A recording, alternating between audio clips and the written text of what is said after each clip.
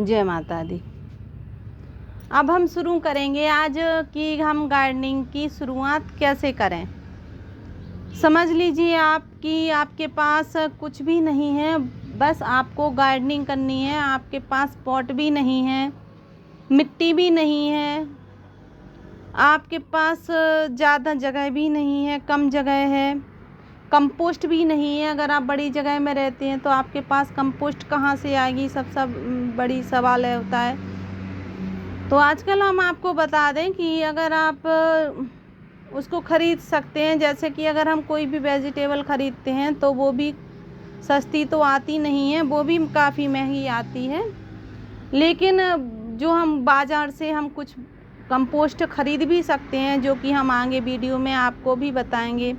साथ में इस वीडियो में आपको काफ़ी ऐसी चीज़ें बताई जाएंगी जो कि आपको बिल्कुल इजी तरीका आपका कर देगा आपकी गार्डनिंग करने का।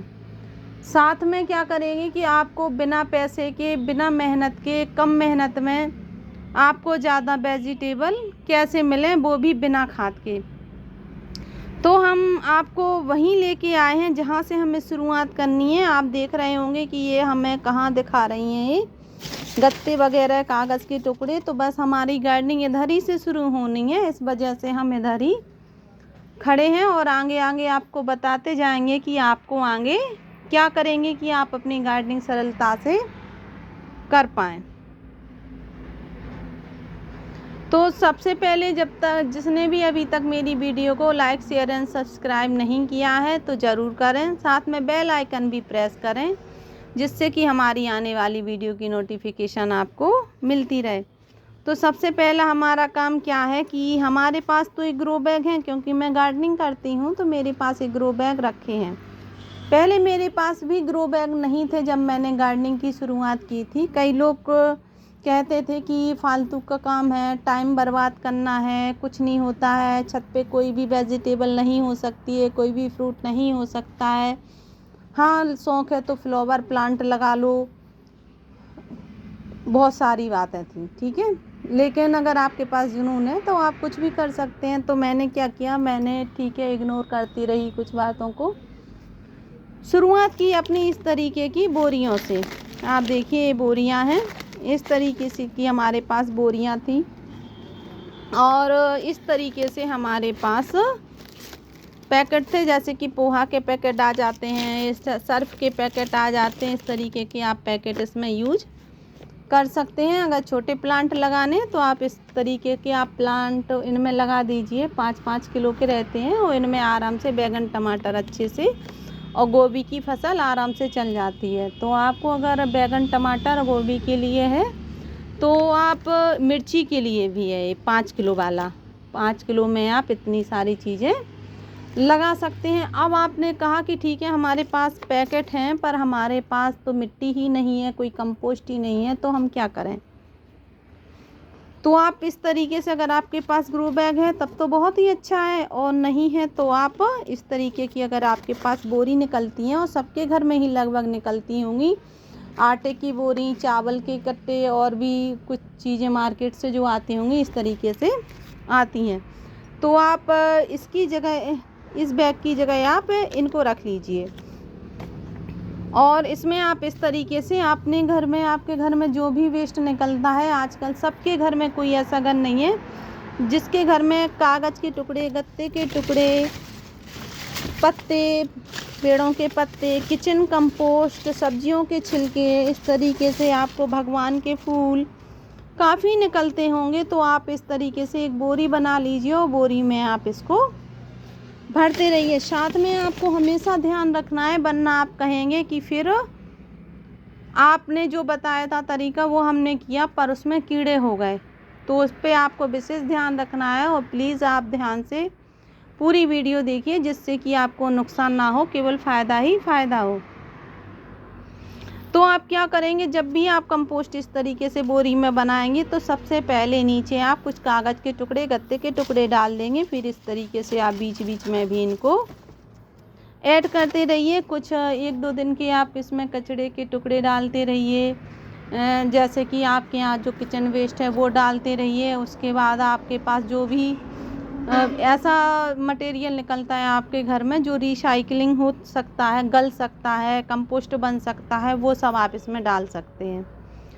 बस इसमें पका हुआ, जैसे कि आप पकी रोटी, ब्रेड, इनको मत डालिए क्योंकि इनसे चूहे वगैरह हो जाते हैं और चूहे हमारे नुकसान कर सकते हैं, इसलिए इसमें आप रोटी, ब्रेड वगैरह मत डालिए।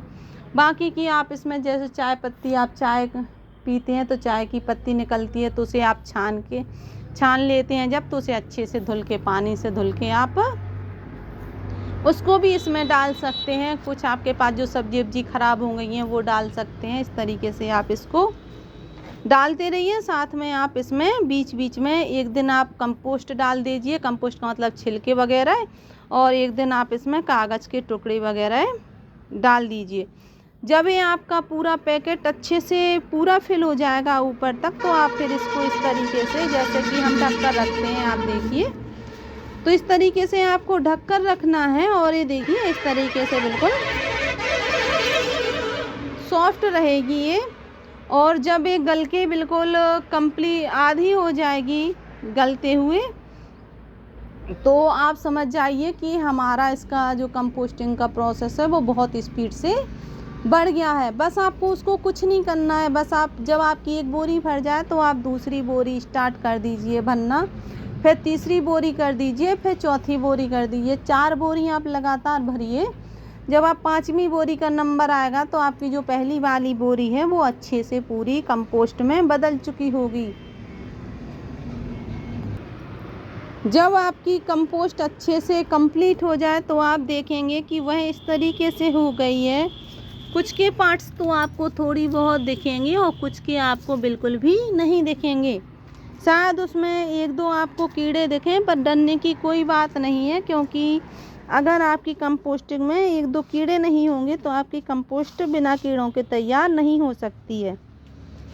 वो कीड़े क्या होते हैं कि आप थोड़ी उसे धूप दिखा लीजिए, वैसे तो नहीं रहेंगे। जब आप 4 बोरी भर चुके होंगे, वो 4 बोरी जब तक आप भरेंगे तब तक 1 महीना हो चुका होगा, 1 महीना या 1.5 महीना करीब। आप 1.5 महीने का चलिए करके कि 1.5 महीना हो गया है, और 1.5 महीने में आपकी उस चौथी बोरी का नंबर 5वीं बोरी का नंबर आ चुका है। तो 1.5 महीने में कंपोस्ट आपकी तैयार हो जाएगी अच्छे से।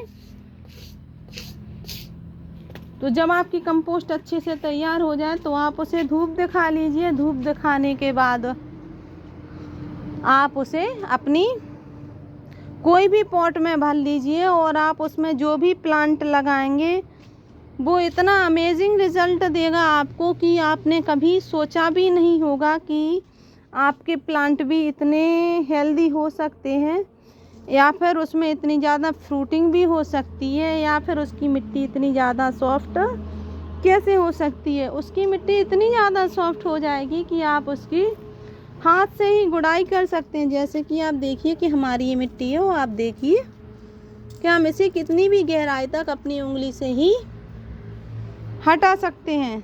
तो आप भी इस तरीके से अपनी मिट्टी को बना लीजिए, फिर आपको उसका रिज़ल्ट बहुत ही अच्छा मिलेगा।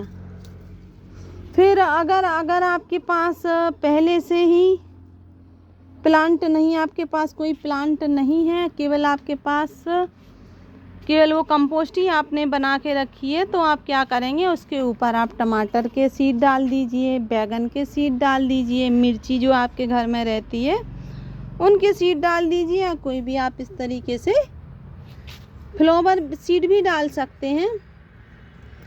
उससे क्या होगा कि आपको कुछ दिन आप उसमें जब फ्लावर लगा लेंगे तो उसकी मिट्टी और अच्छी हो जाएगी, और वेजिटेबल लगाएंगे तो आपकी वेजिटेबल भी आपको काफ़ी अच्छी मिलेगी।